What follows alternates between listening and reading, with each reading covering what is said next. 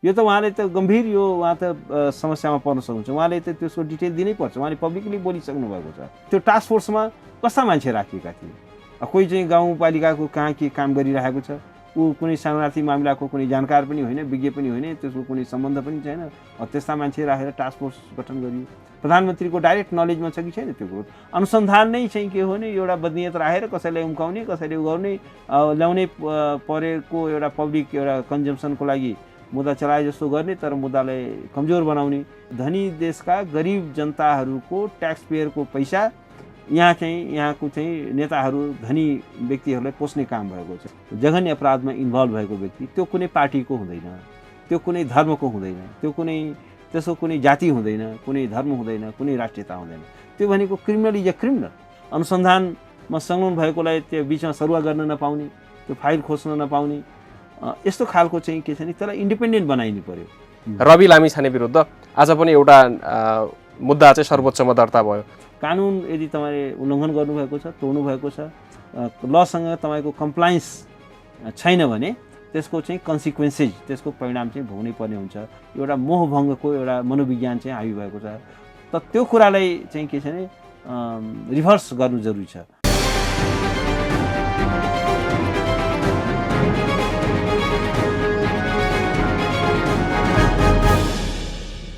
पछिल्लो केही सातादेखि लगातार चर्चामा रहेको एउटा विषय हो नक्कली भुटानी शरणार्थी प्रकरण। राज्यको सञ्चालक तहमै बसेका पूर्व मन्त्रीहरू, नेपाल सरकारका बहालवाला सचिवहरूदेखि लिएर गिरोहमा सामान्य नागरिकसम्म रहेको एउटा निकै ठुलो ठगी गिरोह पनि हो र हामी तिनै विषयवस्तुलाई आजको बसाइमा पनि जोड्नेछौँ। त्यो सँगसँगै समसामयिक राजनीतिक विषयवस्तुमा पनि कुराकानी गर्नेछौँ। कुराकानीको लागि हामीसँग वरिष्ठ अधिवक्ता दिनेश त्रिपाठी हुनुहुन्छ। खास गरेर अब यो भुटानी शरणार्थी प्रकरणको अभियोजन कानुनी प्रक्रियाहरू के हुन्छ भन्ने विषयमा पनि कानुनमा दखल राख्नुहुने वरिष्ठ अधिवक्ता नै हामी माझमा हुनुभएको भएर त्यो अवसरको पनि लाभ उठाउँछौँ। आउनुहोस् सर्वप्रथम स्वागत गरौँ। स्वागत छ यहाँलाई। धन्यवाद। अब भुटानी शरणार्थी प्रकरण सम्भवतः अहिलेसम्मको सबैभन्दा ठुलो ठगी प्रकरण हो भन्नलाई लजाउनु नपर्ला। यहाँ त राज्यका सञ्चालक तहमै बसेका मान्छेहरू ठगी प्रकरणमा भए। ठगी त त्यसलाई ठगी भन्दा पनि यो कस्तो हो भने राष्ट्रको अन्तर्राष्ट्रिय प्रतिष्ठालाई नै धुमिल बनाउने यो एउटा स्टेट स्पोन्सर्ड एउटा सङ्गठित अपराधको शैलीमा गरिएको ठगी, भ्रष्टाचार, कृत्य, त्यस्तो खालको यो एउटा स्टेट टेरिजम जस्तै यो स्टेट स्पोन्सर्ड चाहिँ क्राइम हो। र यसबाट के हो भने हामीले हाम्रो संविधानले एउटा लोकतान्त्रिक राज्यको परिकल्पना गरेको छ, तर हाम्रा एक्टर्सहरूले यसलाई एउटा क्रिमिनल स्टेट, एउटा अपराधी राज्यमा चाहिँ रूपान्तरित गरे। राज्य आफै एउटा अपराधीको रूपमा उपस्थित भयो। राज्यको संरचना, राज्यको संयन्त्रहरू, राज्यको मेकानिजम त्यो नै यसका लागि प्रयोग भयो। भन्दाखेरि के हो भने जस्तो स्टेटको काम चाहिँ राज्यलाई डेलिभर दिनुपर्ने, जनतालाई स्टेटको काम चाहिँ कानुनलाई कार्यान्वयन गर्नु हो, न्याय सुनिश्चित गर्नु हो, दण्डहीनतालाई अन्त्य गर्नु हो। तर राज्य आफै, राज्यका संयन्त्रहरू प्रत्यक्ष रूपमा यस किसिमको एउटा गम्भीर अपराधमा संलग्न भए र यसबाट के देखिन्छ भने हाम्रो स्टेट कति क्रिमिनल भइसकेको रहेछ, कसरी हाइजेक भइसकेको रहेछ, लोकतन्त्रको नाममा कसरी बिचौलिया तन्त्र हावी भएको रहेछ, कसरी दलाल तन्त्र हावी भएको रहेछ, र कसरी जति सरकार बदलिए पनि त्यो बिचौलियाहरूको इन्ट्रेस्ट चाहिँ पर्मानेन्ट हुँदो रहेछ। उनीहरूको इन्ट्रेस्ट चाहिँ स्टेटले चाहिँ काम गर्दो रहेछ, उनीहरूको डिक्टेसनमा काम गर्दो रहेछ, उनीहरूले म्यानेज गर्दो रहेछन् स्टेटलाई। भनेपछि अब हामी कुन धरातलमा हामी उभिएका छौँ? अब नेपालको त अन्तर्राष्ट्रिय एउटा विश्वसनीयता नै सङ्कटमा परिसक्यो। नेपालको पासपोर्ट नै अब अन्तर्राष्ट्रिय जगतमा रेस्पेक्ट नहोला भन्ने एउटा गम्भीर चिन्ता भइसक्यो। नेपाल एज ए स्टेट, त्यसको विश्वसनीयता सङ्कटमा पर्यो। स्टेट कोल्याप्सको एउटा स्थितिमा हामी छौँ, किनभने स्टेट एजेन्टहरू, स्टेटको हाइएस्ट फङ्सनरिजहरू आज यस किसिमको क्राइममा चाहिँ इन्भल्भ देखिए र यो एउटा गम्भीर चिन्ताको विषय हो।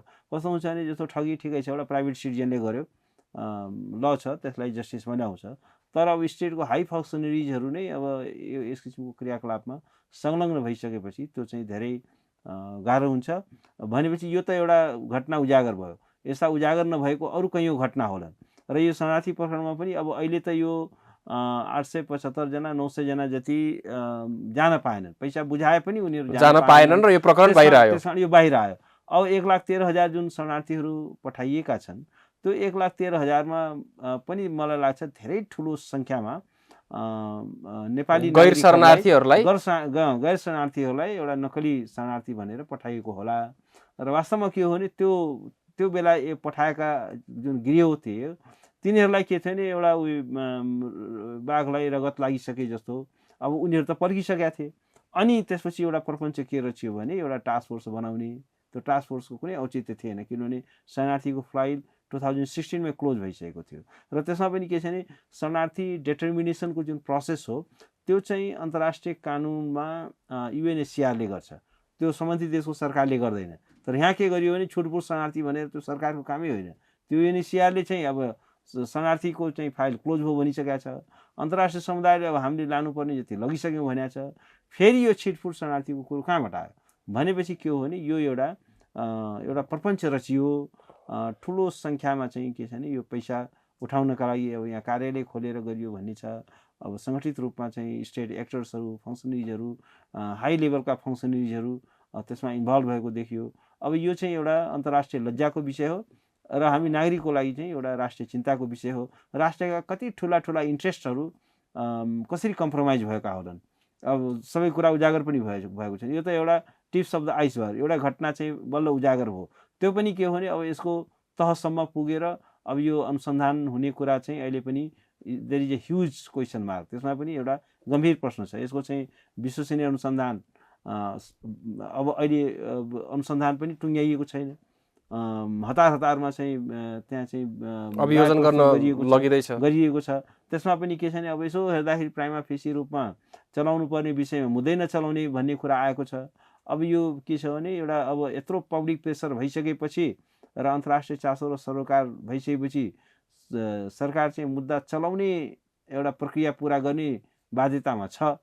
तर के छ भने मुद्दालाई जसरी चल्नु पर्थ्यो तर मुद्दालाई चाहिँ प्रभावित गर्यो, अनुसन्धानलाई कमजोर गर्ने, मुद्दालाई कमजोर गर्ने, समाउनु पर्ने पात्रहरूलाई नल्याउने, ल्याउनु पर्ने पात्रलाई कानुनको दायरामा नल्याउने, यो जुन स्थिति देखियो त्यो चाहिँ एउटा सोचनीय छ, चिन्ताको विषय हो। अब यो हामी प्रधानमन्त्रीय पद्धतिमा छौँ, लोकतान्त्रिक व्यवस्था अन्तर्गत हाम्रोमा कार्यकारी अधिकार प्रधानमन्त्रीमा निहित छ। अब दुईजना पूर्व प्रधानमन्त्रीहरू, खास गरेर केपी शर्मा ओली अहिले प्रमुख प्रतिपक्षी दलको नेता, उहाँका स्वकीय सचिवले सम्म पैसा बुझेको कुरा प्रतिवादीहरूको बयानमा आयो भन्ने प्रहरी रिपोर्टमा आयो। अर्कोतिर नेपाली कङ्ग्रेसका सभापति शेरबहादुर देउवा, त्यो बालकृष्ण खाँड गृहमन्त्री हुँदा उहाँ प्रधानमन्त्री हुनुहुन्थ्यो। यो प्रकरणमा भलै उहाँहरूको यसमा डाइरेक्ट संलग्नता छैन, प्रहरी अनुसन्धानले त्यही भन्छ, हामी पनि त्यो कुरा मानौँ, तर प्रधानमन्त्रीय पद्धति भएको कारणले उहाँहरूको चाहिँ नैतिक जिम्मेवारी हुन्छ कि हुँदैन, के हुन्छ? पनि अब ओलीजीको पालामा त टास्क फोर्सै बनाइयो, टास्क फोर्स बन्यो। टास्क फोर्स उहाँ प्रधानमन्त्री हुनुहुन्थ्यो, उहाँको गृहमन्त्री छ, उहाँको नलेजमा छैन र त्यो उहाँले चाहिँ धेरै ठुलो डिङ हाँक्नु हो कि म सबै प्रमाण छ मसँग म खोल्छु, त के कुराले उहाँले रोक्यो? र वास्तवमा साँच्चीकै भन्यो भने अरू कुनै एउटा देश भएको भए अलिकति जहाँ डेभलप डेमोक्रेसी हुन्छ उहाँले तत्काल कानुनको दायरा, तपाईँसँग भएको प्रमाण खै त, तपाईँले को प्रमाण खोल्छु भन्नुभएको थियो, 400 भन्दा धेरै मान्छे गइसके भनेर भन्नुभयो, गइसके, देशको पूर्व प्रधानमन्त्री हुन्। यो त उहाँले त गम्भीर यो उहाँ त समस्यामा पर्न सक्नुहुन्छ, उहाँले त त्यसको डिटेल दिनै पर्छ, उहाँले पब्लिकली बोलिसक्नु भएको छ। भन्दाखेरि के छ भने यो औचित्य र आवश्यकता नै नभएको एउटा विषयमा टास्क फोर्स गठन गरिएको थियो र त्यो टास्क फोर्समा कस्ता मान्छे राखिएका थिए? कोही चाहिँ गाउँपालिकाको कहाँ के काम गरिरहेको छ, ऊ कुनै शरणार्थी मामिलाको कुनै जानकार पनि होइन, विज्ञ पनि होइन, त्यसको कुनै सम्बन्ध पनि छैन, त्यस्ता मान्छे राखेर टास्क फोर्स गठन गरियो। प्रधानमन्त्रीको डाइरेक्ट नलेजमा छ कि छैन त्यो कुरो? त्यो छ, उहाँको गृहमन्त्री इन्भल्भ छ। फेरि एउटा इन्ट्रेस्टिङ कुरा के छ भने अब तत्कालीन गृहमन्त्रीको सल्लाहकार चाहिँ दायरामा आउने, कानुनको दायरामा आउने, गृहमन्त्री बच्ने, फेरि उहाँको पुत्र चाहिँ दायरामा आउने, अनि गृहमन्त्री जसको पावर युज भएको छ। आखिर सल्लाहकारको त कुनै कार्यकारी अधिकार छैन, उसले त सल्लाहसम्म दिने हो र डाइरेक्ट रेस्पोन्सिबिलिटी त प्रधानमन्त्रीको हुन्छ। पुत्रको त कुनै संविधानले चिनेको पात्र होइन, कानुनले उसलाई त चिनेको पात्र होइन, कानुनले र संविधानले चिनेको पात्र भनेको मन्त्री हो, जसले शपथ ग्रहण गरेको छ, जो जनताबाट निर्वाचित भएको छ, जसले प्रत्यक्ष चाहिँ के छ भने एउटा जवाबदेहिता बोक्नुपर्ने हुन्छ। तर अब पुत्रलाई त संविधानले कुनै जिम्मेवारी दिएको छैन नि त, पुत्रलाई त कानुनले चिन्छ र संविधानले चिन्छ र उहाँको कतिवटा पुत्र छन्, के छन्, तिनलाई कुनै राज्यले कुनै जिम्मेवारी दिएको अवस्था त होइन। त्यस कारण के हो भने यो एउटा त्यसमा पनि एउटा चाहिँ यो सेलेक्टिभ अनुसन्धान गरिएको छ, पिक एन्ड चुज अनुसन्धान भएको छ। यो पिक एन्ड चुज गर्न पाइँदैन, किनभने के हुन्छ भने यो अनुसन्धान प्रक्रियामा प्रति व्यक्ति प्रमाण के छ र कसको लेभल अफ पार्टिसिपेसन कस्तो छ र त्यसको चाहिँ एउटा निर्मम तरिकाले त्यसको चाहिँ छानबिन हुनुपर्छ र प्रमाणहरू जुटाइनुपर्छ, प्रमाणहरूलाई प्रस्तुत गरिनुपर्छ। अनुसन्धान नै चाहिँ के हो भने एउटा बदनियत राखेर कसैलाई उम्काउने, कसैले उगाउने, ल्याउनै परेको एउटा पब्लिक एउटा कन्जम्सनको लागि मुद्दा चलाए जस्तो गर्ने, तर मुद्दालाई कमजोर बनाउने, यो किसिमको जुन परिस्थिति हो त्यसले फेरि चाहिँ के हो भने नेपालको अन्तर्राष्ट्रिय जुन छवि हो, विश्वसनीयता होमा त्यसमा झन् धक्का पुग्छ। एटलिस्ट पनि के छ भने तपाईँको कहाँ क्राइम भयो र तपाईँले एटलिस्ट तिनीहरूलाई कारवाही गर्नु हो, न्यायको दायरामा कानुनको दायरामा ल्याउनु हो भने, प्रभावकारी ढङ्गले अभियोजन गर्नु हो, प्रभावकारी ढङ्गले अनुसन्धान गर्नु हो भने नेपालको जे भयो भने ल ठिकै छ, अनुसन्धान त कम्तीमा सही तरिकाले गर्यो, कमसेकम चाहिँ मुद्दा त चलाइयो, अभियोजन त भयो भन्ने एउटा मेसेज जान्छ। होइन भने त अब यो त पुरै राज्य नै अब पुरा मिलो मतोमा छ, राज्य नै यो चाहिँ अपराधीहरूको संरक्षणमा छ, राज्य संरक्षित अपराध घुर्किरहेको छ, राज्य नै क्रिमिनल स्टेट भएको छ भनेपछि के छ भने यस्तो स्टेटलाई त अन्तर्राष्ट्रिय जगतले ट्रस्ट गर्दैन। आज नेपालको चाहिँ के हो भने इन्टरनेसनल सहायतामा बाँचिरहेको मुलुक हो, ट्याक्सको कन्ट्रिब्युसन धेरै कम छ, नेपालको बजेट हेर्नुहोस् अहिले म्यासिभ घाटाको बजेट छ। अहिले 10 महिनामै 12 खरब रुपैयाँको चाहिँ हामीले आयात गरेका छौँ, निर्यात केही पनि छैन, टाट पल्टेको छ। त्यो हाम्रो एउटा मेजर इन्कम चाहिँ सफ्ट लोन कि त चाहिँ अनुदान, वैदेशिक अनुदान र सहायता हो। अब त्यो त के हो भने एउटा करप्ट स्टेटलाई, एउटा क्रिमिनल स्टेटलाई त्यहाँको ट्याक्स पेयरले, एउटा डेमोक्रेटिक कन्ट्रीको ट्याक्स पेयरले त्यो आफ्नो पैसा खर्च गर्न चाहन्न। त्यहाँ पनि संसदमा जवाब दिनुपर्ने हुन्छ कि त्यो देशलाई किन कसरी के कारणले सहयोग गर्यो, त्यो पैसाको प्रपर युटिलाइजेसन छैन। यहाँ त कस्तो भइरहेछ नि, त्यहाँको गरिब धनी देशका गरिब जनताहरूको ट्याक्स पेयरको पैसा यहाँको चाहिँ नेताहरू, धनी व्यक्तिहरूलाई पोस्ने काम भएको छ, यहाँको नेताहरूले पोस्ने काम भएको छ। त्यो कुरा अब चाहिँ के हो भने अन्तर्राष्ट्रिय अब एड एकाउन्टेबिलिटीको कुरा पनि हुन्छ, एडको चाहिँ त्यसको उपयोगिताको कुरा हुन्छ, त्यस कारण त्यो कुराको पनि छानबिन होला। त्यस कारण मैले के देखेको छु भने यो घटनाले नेपाल एउटा अन्तर्राष्ट्रिय जगतमा एउटा आइसोलेसनमा अलग थलग, नेपाल भनेको एउटा चाहिँ रग स्टेट, यो बदमास, यो स्टेट नै क्रिमिनल छ भन्ने जुन म्यासेज भाषा निर्माण हुन्छ। त्यस कारण के हो भने एउटा कुनै इफ एन्ड बट्स नराखेर अनिवार्य रूपमा सबैलाई दण्डित गरिनुपर्ने हुन्छ, सबैलाई कानुनको दायरामा ल्याइनुपर्ने हुन्छ, विश्वसनीय अनुसन्धान गरिनुपर्ने हुन्छ। अब कसैलाई बचाउने, कसैलाई उम्काउने, कसैलाई चाहिँ एउटा लिपापोती गर्ने, हामी गर्दैछौँ भन्ने टाइम बाई एउटा गर्ने, अब यो कुराले यो हुँदैन, किनभने योभन्दा सिरियस क्राइम केही पनि हुँदैन। यो त नेपालको इतिहासमा यसरी यस्तो क्राइम यो तहका मान्छेहरूको एउटा इन्भल्भमेन्ट भएको क्राइम भएको छैन। र एउटा कुरा हेर्नु होला, अब अहिले त यो 875 जना जो जान सकेनन् उनको मात्रै इस्यु बाहिरिएको छ। भोलि चाहिँ के हुन्छ भने त्यो 1,13,000 व्यक्तिहरू जो पठाइएका छन् त्यसमा पनि अब वास्तविक छन् कि छैनन् यसका जानकारहरूले के भन्छन् भने झन्डै 15-20% व्यक्तिहरू फेक रिफ्युजीहरू छन् जसलाई पैसा खाएर पठाइएको छ। अब तिनीहरूको पनि फाइल खोल्दैछ, तिनीहरूको पनि त्यहाँको चाहिँ सम्बन्धित राष्ट्र, त्यहाँको चाहिँ अनुसन्धान गर्ने एजेन्सीहरू, FBI भयो अमेरिकाको, उनीहरूले अनुसन्धान गर्दैछ। त्यो गर्दाखेरि अब फेरि यहाँका को पात्रहरू तानिने हुन्, त्यो बेलाको गृहमन्त्री पनि तानिन सक्ला, तिनीहरूलाई चाहिँ त्यो डकुमेन्ट बनाउने कुरामा को इन्भल्भ होला।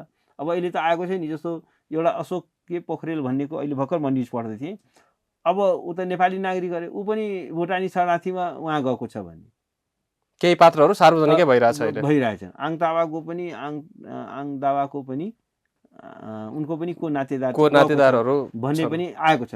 केही नामहरू त अहिले नै फ्लोट भइसक्यो नि त। भनेपछि त यो त धेरै ठुलो सङ्ख्यामा नक्कली पात्रहरू पठाइएका छन्। उनीहरूको छानबिन भयो भने हाम्रो हालत के होला, हम कस्ता मान्छेहरू पर्ने होलान्। नेपालको अनुसन्धान प्रक्रियाले यो चित्त बुझ्दो भएन भने त अमेरिकाले त अब आफ्नो देशमा गइसकेपछि उसले त बगैँदा अनुसन्धान गर्छ। त्यो गर्छ किनभने यो कस्तो हो भने यो त ट्रान्सनेसनल क्राइम हो नि। यो त नेपालका प्रति उनीहरूको जुन एउटा सदासयता थियो कि नेपाल एउटा कमजोर राष्ट्र हो, गरिब राष्ट्र हो, डेमोक्रेसी छ, यसलाई हेल्प गरौँ, डेमोक्रेसी हो, यो चाहिँ शरणार्थीहरूको यति ठुलो भार चाहिँ थान्न सक्दैन। त्यसकारण के हो भने यो एउटा अन्तर्राष्ट्रिय कानुनले के भन्छ भने जस्तो रिफ्युजी सम्बन्धी जुन कन्भेन्सन छ त्यसमा एउटा चाहिँ कन्सेप्ट के छ भने इन्टरनेसनल बर्डन सेयरिङ। त्यो अन्तर्राष्ट्रिय दायित्व वहन गर्ने एउटा चाहिँ फर्मुला अन्तर्गत उनीहरूले चाहिँ त्यो शरणार्थीहरूलाई आफ्नो देशमा लिएका हुन् र लिने एउटा दिएको अब त्यो सदाशयतालाई एउटा ड्युरेबल सल्युसन अन्तर्गत थर्ड कन्ट्री सेटलमेन्टको एउटा चाहिँ रोड म्याप अनुसार त्यो ठुलो सङ्ख्यामा 1,13,000 शरणार्थीहरूको पुनर्स्थापन भएको छ।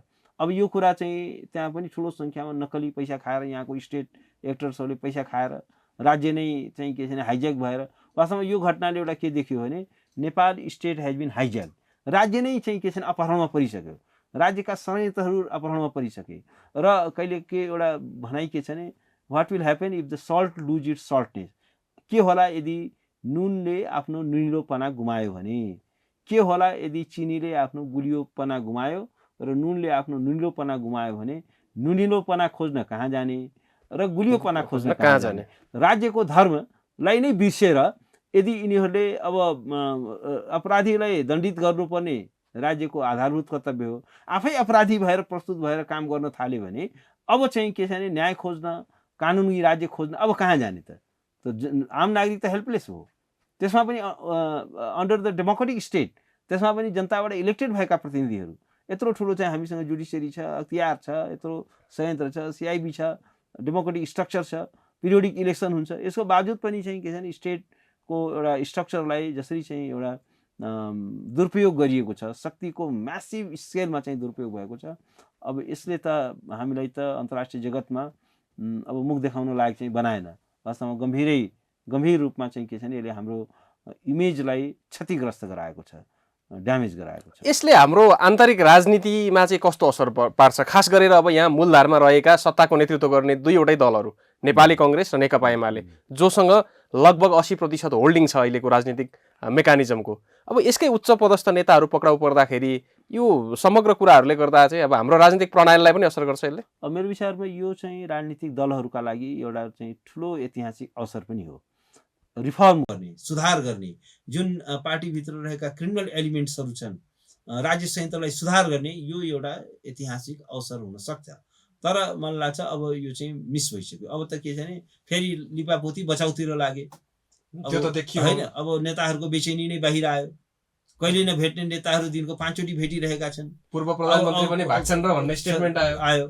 भनेपछि त के हो भने अब ओलीजीको बेचैनी हामी बुझ्न सक्छौँ। उहाँको प्रचण्डजीसँग पानी बार थियो, जब पक्राउ पूर्ति जारी हो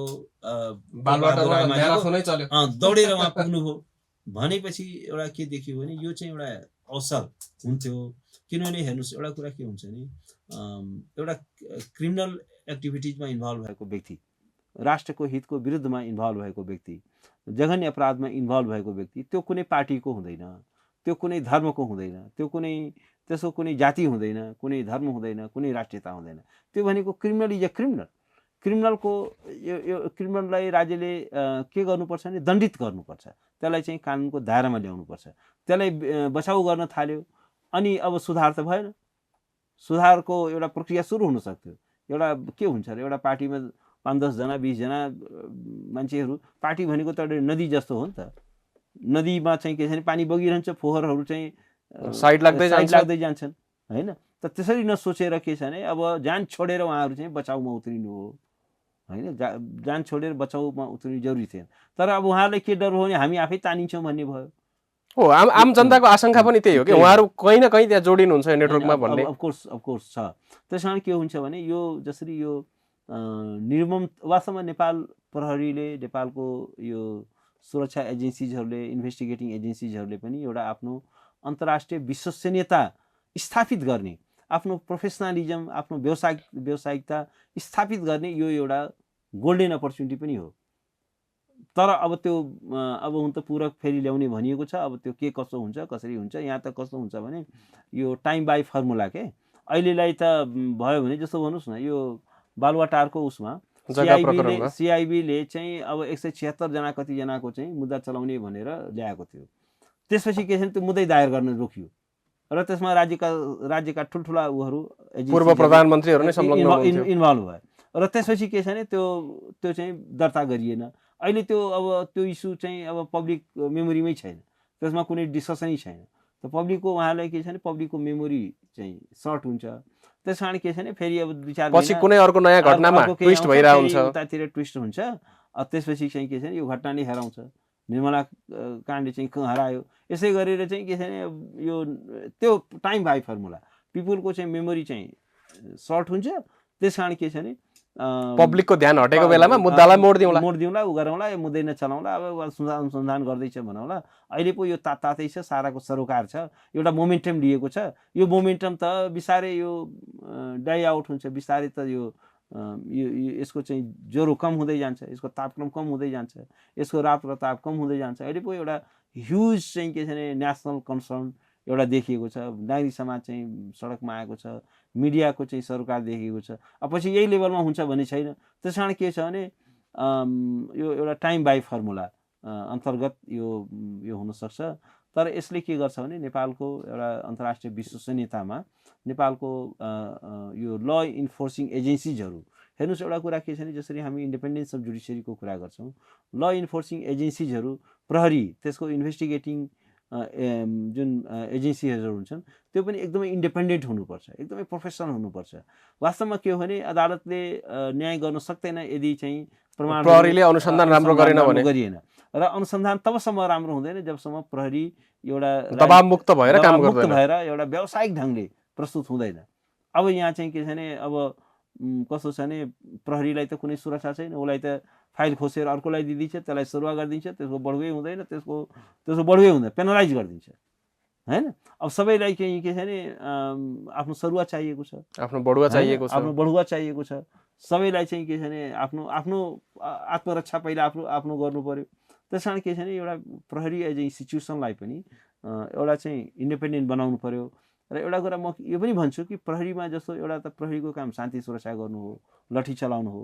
त लठी चलाउनु र यो यस किसिमको इन्भेस्टिगेसन गर्ने काम चाहिँ इन्टेलेक्चुअल काम हो। जस्तो इन्भेस्टिगेसनको काम भनेको एकदमै त्यो इन्टेलेक्चुअल जब हो, त्यसको लागि धेरै टेक्निकल नलेज चाहिन्छ, टेक्नोलोजी स्याभी हुनु पर्यो, अहिले जुन टेक्नोलोजीको ज्ञान हुनु पर्यो, कसरी चाहिँ के छ भने यो अपराधमा प्रविधिको प्रयोग त बढिरहेछ दिनानुदिन, प्रविधिको प्रयोग गर्दैछ, त्यसको अनुसन्धानमा पनि प्रविधिको प्रयोग बढ्नु पर्यो। र प्रहरी एज इन्स्टिट्युसनलाई वेल इक्विप्ड बनाउनु पर्यो, ताकि उनीहरूकोसँग फोरेन्सिक ल्याबहरू हुनु पर्यो, आफ्नै ल्याबहरू हुनु पर्यो, र त्यहाँ पनि एउटा इन्डिपेन्डेन्ट ग्रुप बडी हुनु पर्यो। त त्यसलाई चाहिँ उनीहरूको अनुसन्धानलाई कहीँ कतैबाट प्रभावित गर्न पाउनु हुँदैन, अनुसन्धानमा संलग्न भएकोलाई त्यो बिचमा सरुवा गर्न नपाउने, त्यो फाइल खोज्न नपाउने, यस्तो खालको चाहिँ के छ भने त्यसलाई इन्डिपेन्डेन्ट बनाइनु पर्यो। जबसम्म हामी त्यसरी इन्डिपेन्डेन्ट बनाउँदैनौँ तबसम्म नेपालको यो चाहिँ अन्तर्राष्ट्रिय छवि चाहिँ राम्रो हुँदैन, त्यसमा सुधार आउँदैन। हामी कुराकानीको अन्त्यमा पनि छौँ, जाँदा जाँदै मैले अर्को एउटा कानुनी प्रश्न नै राखेँ यहाँलाई। खास गरेर यति बेला संसदीय शक्तिको चौथो ठुलो दल राष्ट्रिय स्वतन्त्र पार्टीका सभापति रवि लामिछाने विरुद्ध आज पनि एउटा मुद्दा चाहिँ सर्वोच्चमा दर्ता भयो। अर्को उहाँको चलि नै रहेछ, खास नागरिकतामा निस्सा बुझाउनु भएन, अमेरिकन नागरिकता त्यागेको र नेपाली प्रक्रिया पुरा नगरिकन लिनुभयो भन्ने निवेदकहरूको जिकिर छ। यो प्रकरण चाहिँ के हो खास? होइन, अब यस्तो छ, उहाँले त्यो प्रश्नहरू उठेको छ, त्यो प्रश्न उठ्दाखेरि अब उहाँ चाहिँ एउटा राजनीतिक दलको नेता हुनुहुन्छ, सभापति हुनुहुन्छ, उहाँको पनि अब एउटा राजनीतिक जवाबदेहिता छ र कानुनलाई भयोलेट गर्ने छुट र अधिकार कसैलाई पनि छैन। अब जस्तो नागरिकता नेपालमा बाहिरको नागरिकता त्याग गर्ने पनि एउटा कानुनी प्रक्रिया छ, नेपालको नागरिकता त्यसपछि प्राप्त गर्ने पनि एउटा प्रक्रिया छ। एकसाथ दुई देशको नागरिकता चाहिँ होल्ड गर्न पाइँदैन, एकसाथ दुई देशको पासपोर्ट पनि होल्ड गर्न पाइँदैन। अब बिचमा के छ भने अलिकति लिवापोती गरेर अब यहाँ त के छ भने पुरै एउटा जनमतलाई एउटा एक किसिमले माइन्ड वास गरे जस्तो भएको छ। यहाँ कस्तो देखियो भने एउटा यस्तो माइन्ड वास गरिएको छ कि एक थरीको चाहिँ के हो भने उनीहरू अरू क्रिटिकल भ्यूहरू सुन्नै चाहँदैनन्। मलाई त कहिलेकाहीँ लाग्छ त्यो एआई, यो आर्टिफिसियल इन्टेलिजेन्सले त्यो चाहिँ जेनेरेटेड, अलिकति तपाईँले आलोचना गर्नुहोस्, त्यो 500वटा त रिप लेखेर आउँछ, जेसुकै पोस्ट गर्नु गुड लक र बिदाई भनेर आउँछ, त्यो एकैचोटि हजारौँजनाको आउँछ। मलाई लाग्छ यो कुनै कम्प्युटरसँग पनि प्रणालीसँग पनि छेडछाड गरेर एउटा चाहिँ आर्टिफिसियल गरिएको छ र एउटा मास सोसल मिडियाको चाहिँ असामाजिक प्रयोग भइरहेको छ, अनसोसल प्रयोग पनि भइरहेको छ। त्यस कारण अब यो जुन अदालतले अब मुद्दा दर्ता गरेको छ, अब यो विषय सबजुडिस भइसक्यो, अदालतले चाहिँ अब जे आदेश देला त्यो चाहिँ उहाँले अब जुन सकल कागजातहरू त बुझाउनै पर्छ, त्यो त दायरामा आउनै पर्छ। कानुनभन्दा माथि कोही पनि छैन। अब जतिसुकै पपुलर म्यान्डेट भए पनि कानुन हातमा लिने अधिकार कसैलाई पनि छैन। म त यति अत्यधिक मतले जितेँ, मैले किन चाहिँ कानुन मान्नु पर्यो भन्ने तर्क हुन सक्दैन। जतिसुकै तपाईँ 2/3 भोट ल्याउनु, 3/4 भोट ल्याउनुहोस्, 3/4 भोट ल्याएर तपाईँ चाहिँ संसदमा भोटै ल्याउनुहोस्, तर तपाईँको चाहिँ के हुन्छ, तपाईँले उन्मुक्ति पाउँदैन। कानुन यदि तपाईँले उल्लङ्घन गर्नुभएको छ, तोड्नु भएको छ, लसँग तपाईँको कम्प्लायन्स छैन भने त्यसको चाहिँ कन्सिक्वेन्सेस, त्यसको परिणाम चाहिँ भोग्नै पर्ने हुन्छ। अब मुद्दाको अहिले भर्खर दर्ता हुने आदेश भएको छ। अब हेरौँ मुद्दा कसरी अगाडि बढ्छ, कसरी यसले चाहिँ एउटा कोर्स लिन्छ, त्यो हेर्न बाँकी नै छ। तर के हुन्छ नि, एउटा कानुनी प्रक्रियामा भन्दा माथि कोही छैन। अब यसलाई पनि सब खालि गाली गलोचको विषय भन्दा पनि रविजीले आफ्ना चाहिँ त्यो जुन जे प्रक्रियाहरू मिलेका छैनन्, त्यो चाहिँ एउटा चाहिँ त्यसलाई गाली गलोचद्वारा चाहिँ मान्छेले चरित्र हत्या गर्ने, गाली गलोच गर्ने भन्दा पनि यो कानुनी प्रक्रियालाई एउटा शान्त तरिकाले चाहिँ फेस गर्नु पर्यो र कानुनसँगको आफ्नो कम्प्लायन्स, म एउटा ल एबाइडिङ, म एउटा सिटिजन हुँ भन्ने कुरा चाहिँ स्थापित गर्नु जरुरी छ। जाँदा जाँदै हाम्रो कार्यक्रम हेरेर बसिरहनु भएका आम दर्शकहरूलाई चाहिँ के भन्न चाहनुहुन्छ, के आग्रह छ? अब म एउटा कुरा के भन्छु भने, हामी एउटा लोकतान्त्रिक प्रणालीमा छौँ। लोकतान्त्रिक प्रणालीमा एउटा के भन्छ भने, nothing is free, freedom is not free. सित्तैमा स्वतन्त्रता पाइँदैन। र हाम्रा बाबुबाजेले स्वतन्त्रता लडेर ल्याइदिएको थिए, हामीले लड्नु परेन भन्ने हुँदैन। तपाईँले के छैन, eternal vigilance is the price of liberty भन्छ। हामी निरन्तर चनाखो हुनु पर्यो, आफ्नो अधिकारको लागि सजग हुनु पर्यो। र कुनै पनि बेला चाहिँ तपाईँले कसैले मिसलिड गर्न सक्छ यदि तपाईँ चनाखो हुनुहुन्न। त्यस कारण फ्रिडम चाहिँ फ्री होइन। आफ्नो स्वतन्त्रताको लागि निरन्तर चनाखो हुनु पर्यो, निरन्तर आवाज उठाउनु पर्यो र त्यसको लागि चाहिँ लड्नलाई तयार हुनु पर्यो, त्यसको लागि प्राइस पे गर्न तयार हुनु पर्यो। साँचो बोल्न डराउनु भएन। यहाँ एउटा मैले देखेको नेपालमा यहाँका बुद्धिजीवीहरू चाहिँ अवसरको खोजीमा रहन्छन्। कता आफूलाई बोल्दाखेरि देशलाई होइन, आफूलाई कसरी फाइदा हुन्छ, कसरी बोल्दाखेरि पोलिटिकली करेक्ट हुन्छ, अर्थात् नेता खुसी हुन्छ, त्यसरी बोल्छन्। मौनताको संस्कृति पनि तोड्नु जरुरी छ। र एउटा अर्को कुरा पनि के छ भने, लोकतान्त्रिक प्रणाली एउटा यस्तो प्रणाली हो जसमा हामी अरूलाई दोष दिन मिल्दैन। यसमा राम्रो काम भएको छ भने वी आर अल्सो रेस्पोन्सिबल। मान्छेहरूले भन्छन् नेताले यसो गरिदियो, त नेतालाई बनाउने कसले हो? हामीले बनाउने हो। हामीले नै गलत नेता बनाइरहेका छौँ, गलत व्यक्तिलाई नेतृत्व दिइरहेको छौँ। त्यो गल्ती हाम्रो पनि हो, हाम्रै गल्ती हो। यदि राम्रो काम भएको छ भने we are responsible for that. यदि गलत काम भएको छ भने त्यसको पनि हामीले सेयर गर्नु पर्यो। त्यस कारण अब हाम्रो नेतृत्वलाई पनि हामीले गल्ती गर्न दिनु भएन। हामीले निरन्तर उनीहरूलाई दबाब बनाइराख्नु पर्यो, निरन्तर उनीहरूलाई निगरानीमा राख्नु पर्यो, निरन्तर हामी चनाखो हुनु पर्यो। र अब यदि अब हामी एकदमै भोलाटाइल क्रिटिकल टाइममा छौँ।